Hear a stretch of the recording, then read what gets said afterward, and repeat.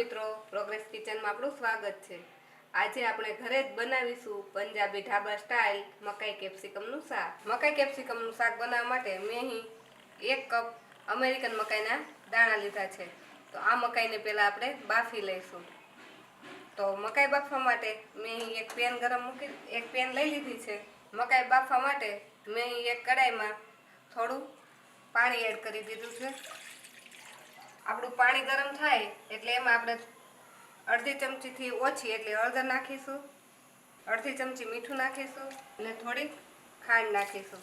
હવે આ મકાઈને આપણે એમાં નાખી એને 3 મિનિટ માટે બફાવા દઈશું। મકાઈ બાફતી વખતે એમાં હળદર નાખશું એટલે હળદર નાખવાથી મકાઈનો કલર એકદમ સરસ આવશે અને ખાંડ નાખશું એ ખાંડથી એનો ટેસ્ટ એકદમ સારો લાગશે। આપણી મકાઈ બફાય ત્યાં સુધી આપણે ટમેટાની ગ્રેવી કરી લઈએ।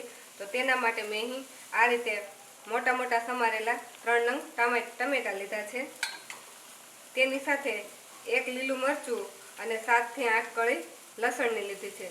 જો તમને આદુનો ટેસ્ટ પસંદ હોય તો આમાં તમે આદુ પણ નાખી શકો। આ ત્રણેય વસ્તુને આપણે પાણી નાખ્યા વગર જ પીસીને ગ્રેવી બનાવી લઈશું। તો આપણી ટમેટાની ગ્રેવી બનીને રેડી થઈ ગઈ છે।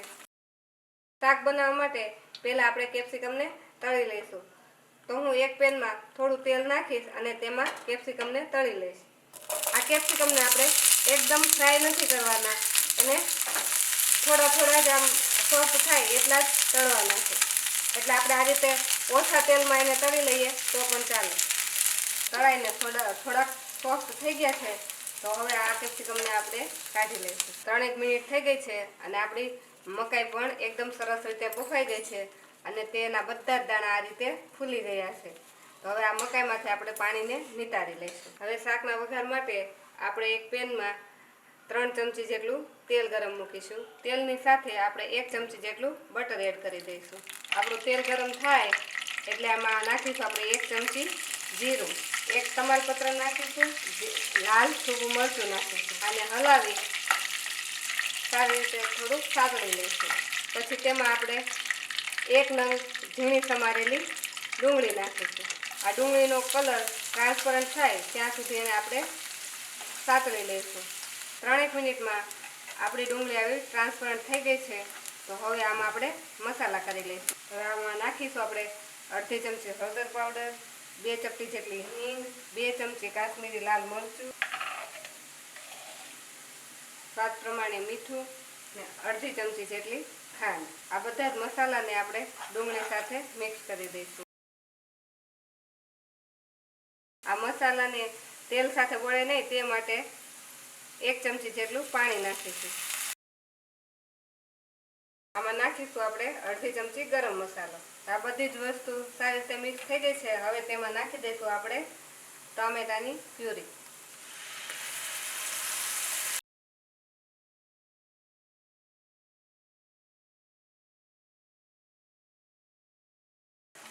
હવે આપણે આ ગ્રેવીને સાઈડમાંથી તેલ છૂટું પડે ત્યાં સુધી માટે ધીમા ગેસ પર કૂક થવા દઈશું।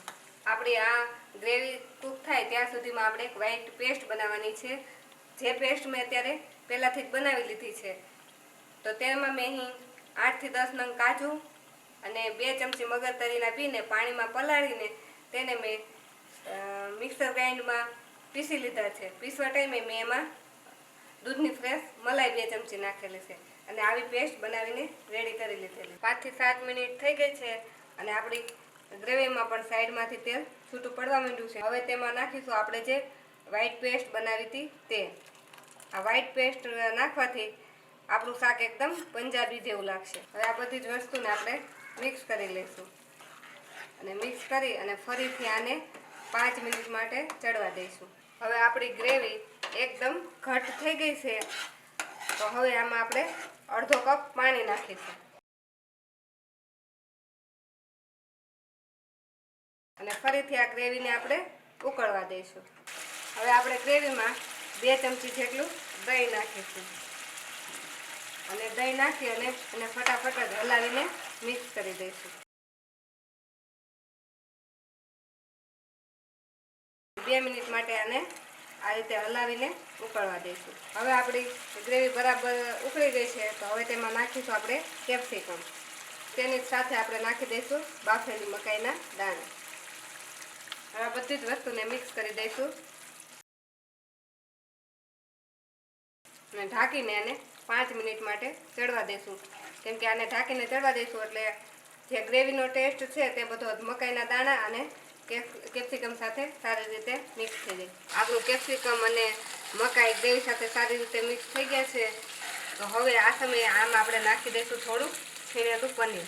પનીર નાખવું ઓપ્શનલ છે, પનીર ન નાખો તો પણ ચાલે, પણ પનીર નાખવાથી આ શાકનો ટેસ્ટ એકદમ પંજાબી જેવો લાગે છે. હવે આપણું શાક એકદમ બનીને રેડી થઈ ગયું છે. તો હવે તેના પર આપણે નાખીશું 1 ચમચી બટર. તેની સાથે હવે નાખી દઈશું લીલા ધાણા અને ગેસની ફ્લેમને આપણે બંધ કરી દઈશું. ઉપરથી ખમણી લઈશું થોડું ચીઝ. હવે આ ગરમ ગરમ શાકને આપણે સર્વ કરીશું.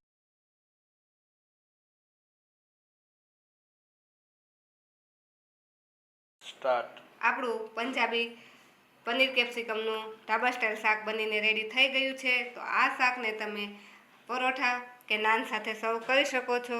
જો તમને મારો આજનો વિડીયો ગમ્યો હોય તો અમારા વિડીયોને લાઈક કરો અને પ્રોગ્રેસ કિચન ચેનલને સબસ્ક્રાઈબ કરો અને અમારી આવી અવનવી રેસીપી જોવા માટે અમારી સાથે જોડાઈ રહો.